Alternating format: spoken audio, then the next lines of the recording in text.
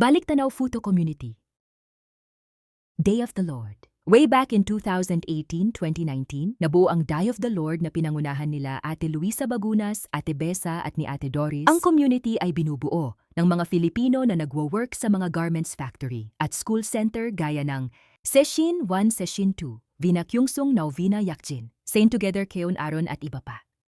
2019, kasabay ng pagbubuo ng community, healing ni Father Tony, na kung pwede ng basic English sa mga bata na active at since summer class. Kaya naman naghati ng grupo kung saan maraming mga bata ang nangangailangan ng English communication. Kahit hindi mga teachers at dahil summer class, naglaan ng 1 oras ang bawat Pinoy upang magbigay ng kaalaman sa mga kabataan. Maliit na bagay pero napakalaki ng impact sa mga kabataan. Dahil kahit paano libre silang matuto kahit sa konting kaalaman. First Futho Community Christmas Party. Itinaos ang unang Christmas party ng Futho Community sa isang karaoke room. Maliit, pero masaya, na idaos ng may ngiti at saya sa puso. May exchange gifts at raffle potluck Filipino food.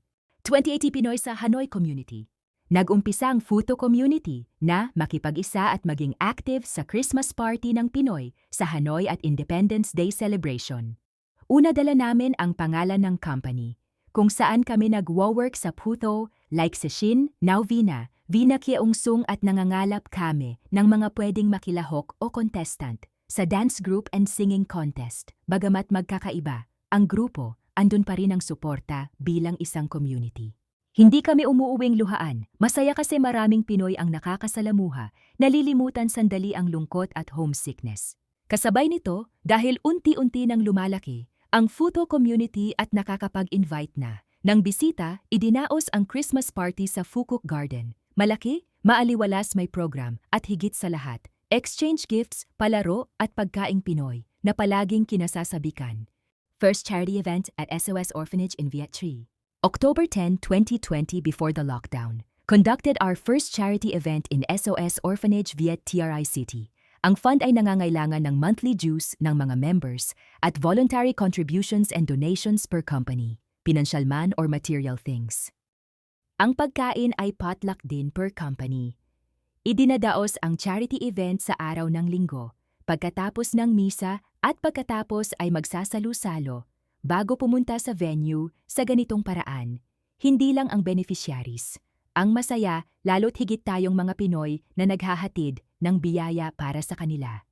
Ito ay isa sa mga way of bonding ng Futho Community maliban sa misa every first and third week of the month. Dito kami nagsasama-sama, hindi lang para sa sarili, kundi para makatulong at makapagpasaya rin kahit nasa kaunti or maliit na halaga. COVID-19, lockdown.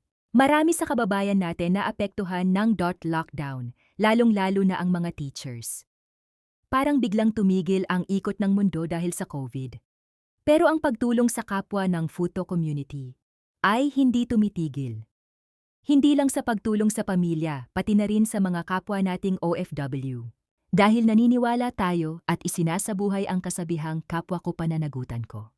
Ang Futho Community, particularly in Viet Tri, ay nagbabahagi ng ayuda sa mga teachers, like a pack of rice, egg noodles, toiletries, or mga basic necessities. Ganun din sa Phunin area or Futho Town, na dito mas lumalim ang samahan ng Futho Community. Year 2022 after COVID to present.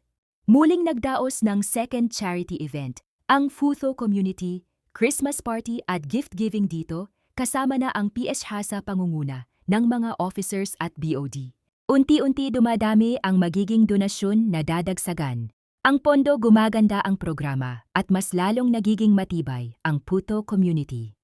Naging isa na ang dati ay per company na participation sa dance at singing contest during PSHA Christmas party. Lalong naging matibay at buo ang samahan dahil sa bonding tuwing magsisimba, mag-practice. Kahit na malayo pa ang venue, ang importante buo at nagsasama-sama. Maraming nalipat ng trabaho, ibang lugar dito sa Hanoi, Ho Chi Minh, Indonesia, pero hindi umaalis sa Futho Community. Kahit taganghian na 7-8 hours ang travel, ay sumisimba pa rin dito at nakikilahok sa mga charity, party, gift-giving at sports fest event kasama ang community. Ganun ka-solid ang Team Futho Community, kaya kami Team United. Pinaparamdam ng community ang kahalagahan ng bawat isa bilang tao, gaya ng Women's Day, Mother's Day, and Father's Day. Isa din pinakamasaya na pagtitipon at paggunita ay tuwing sasapit ang Holy Week, meron Easter Sunday. Kaya naman merong ejigi hunting. Napakasaya kahit maliit na bagay para sa atin, pero malaki ang hatid na saya sa ating sarili. Paano nalalampasan ng community kung meron dumarating na problema?